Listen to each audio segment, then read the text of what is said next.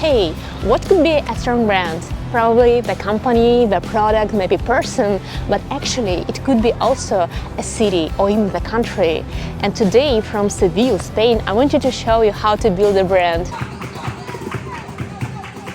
My name is Anna Remakova. I'm brand developer and also I'm a digital nomad.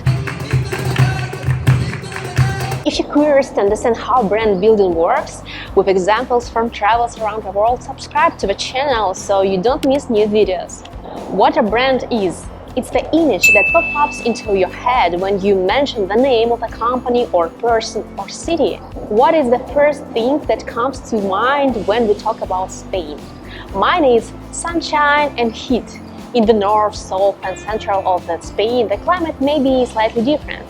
But I've been living in Portugal for a year now, and having the ocean right next to my home is such more comfortable for me.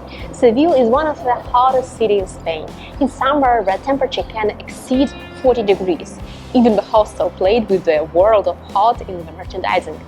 But at the end of April and beginning of May, it's still quite pleasant. We were lucky to arrive even with the cloudy days and slight chill. In summer it can get extremely hot here. There are sunshades over the main walkways and footpaths on the bridge. Tents are sold everywhere, not only as souvenirs, even in the mango store you can buy one. By the way, notice how a global brand like Mango adopts the local market. Not only fans but also Spanish hair accessories you can buy here. And the climate is something that can be changed. There are parts of the local identity of a territory brand which can be easily manageable. A product brand can have its own signature sound.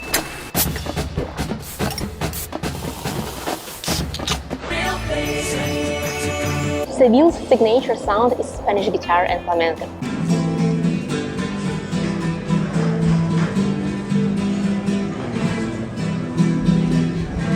Something you're guaranteed to hear right on the streets in all the tourist spots.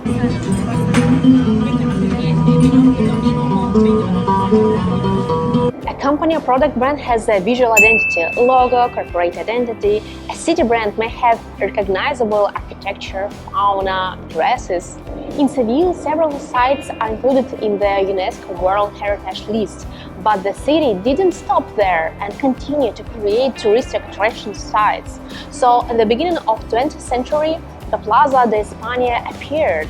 In the scale of history, it is a newly built square. It looks like a well-restored space from a Middle Age, but all this beauty was made less than a century ago for the Ibero-American exhibition, just keeping the visual code of the country in mind. Colorful tiles and benches made of them that are so nice to sit on during a hot day. Canals with bridges like in Venice, where you can take a boat ride.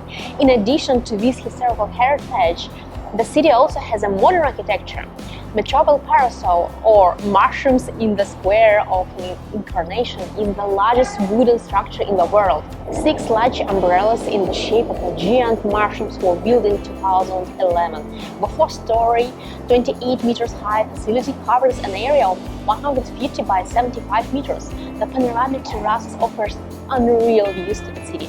Glue is used to strengthen the structure between the layers of wood, and the water-resistant varnish made of 2-component polyurethane is used to protect it from external influences. The construction of this urbanistic wonder cost 100 million euros, but it stands and holds up. Before you say that something in your life is impossible, remember that this was built out of wood. So what are you saying you can do? For 15 euros you can go up to the observation deck, take stunning photos for Instagram that will get a lot of likes. The price also includes watching an immersive video about Seville with the smell of candles, the breeze blowing. It's very impressive. Such objects refresh the city's brand and attract a younger, progressive audience that is not very curious about history and normal museums. In territory branding, as in creating a company brand, it is important to clearly understand your audience, to know which segments we are targeting. For example, Coca-Cola's target audience is young people who carelessly consume a product that is not very healthy. But at the same time, there are secondary audience, families, where the brand has its own positioning and brand message. For example, until recently we associated Amsterdam with trips with friends, to hot spots, Milan with shopping, Paris with romance, and so on.